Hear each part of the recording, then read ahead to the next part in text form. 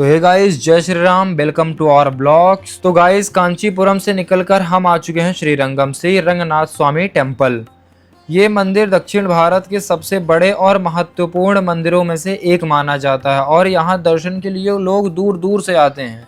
लेकिन यहाँ की जो सबसे खास बात है, यहाँ संत श्री रामानुजाचार्य जी की बॉडी रखी हुई है करीब 1200 साल से, और आज भी हर घंटे उन पर हल्दी और चंदन का लेप लगाया जाता है। इतना समय बीतने के बाद भी इतनी पुरानी परंपरा आज भी वैसे ही चली आ रही है और लोग आज भी उनके दर्शन करते हैं। तो यही वजह है कि ये जगह इतनी खास मानी जाती है। श्रीरंगम से निकलने के बाद हम रामेश्वरम की तरफ आगे बढ़ रहे थे। इसी बीच पहुंचे तिरुपरंकुंड्रम, मुरुगन स्वामी का मंदिर। ये मंदिर सीधे एक पहाड़ के साथ बना हुआ है। फिर हम अंदर की तरफ बढ़े और इस गेट के बाद मंदिर का मुख्य हिस्सा शुरू होता है।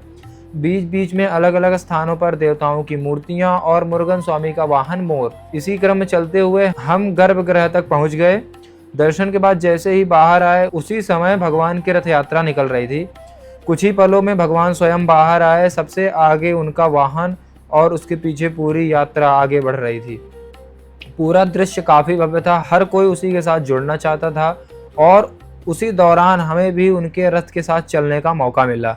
कुछ समय ही सही, लेकिन वो सौभाग्य मिलना अपने आप में बहुत खास था। ऐसे मौके प्लान करके नहीं मिलते हैं। और यहाँ से हम फिर आगे बढ़े अपनी अगली मंजिल की ओर, रामेश्वरम। हम निकल पड़े रामेश्वरम के लिए और फिर आया पंबन ब्रिज। यहीं से रामेश्वरम की असली शुरुआत होती है। रामेश्वरम पहुंचकर हमने होटल में किया चेक इन और होटल के जस्ट पीछे ही समुद्र था। बिना समय गवाए हम पहुंच गए समुद्र के पास। अगले दिन की शुरुआत हुई समुद्र स्नान से और उसके बाद 22 कुंड स्नान।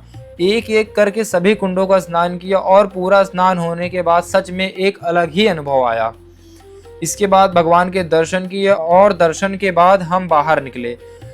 तो अभी हम रामनाथ स्वामी टेम्पल में हैं रामेश्वरम में, और सच में यहाँ का एक्सपीरियंस बहुत अच्छा रहा। अगर आपको कभी टाइम मिले तो एक बार यहाँ जरूर आना चाहिए। रामेश्वरम भारत के 4 धामों में से एक है और रामनाथ स्वामी टेम्पल 12 ज्योतिर्लिंगों में भी शामिल है। इसके बाद हम रूम पर आए, थोड़ा आराम किया और फिर निकल पड़े धनुषकोटी के लिए। लेकिन वहां पहुंचते ही पता चला कि बैरिगेटिंग बंद हो चुकी है।